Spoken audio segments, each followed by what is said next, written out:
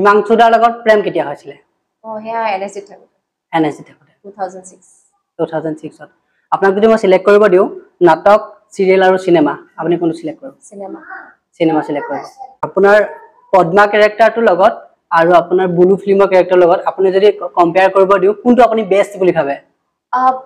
best আসলতে চৰিত্ৰ বিশেষকৈ সকলো চৰিত্ৰ বেস্ট কিন্তু মানে কি এটা শব্দত আসলতে এটো আনসাৰ দিবলৈ কাৰণ প্ৰতিটো চৰিত্ৰই এজন এক্টৰৰ কাৰণে সন্তানৰ নিচিনা গতিকে তুমি ক'ব নোৱাৰা যে এটো মোৰ বেস্ট সন্তান আৰু এটো মোৰ ওয়াৰ্স্ট সন্তান তো যেহেতু কোনো এটা একদম সাংঘাতিক একো ওয়াৰ্স্ট কাম কৰা নাই পদ্মাৰ পৰা মই খুব মৰম পাইছো দৰ্শকে মোক খুব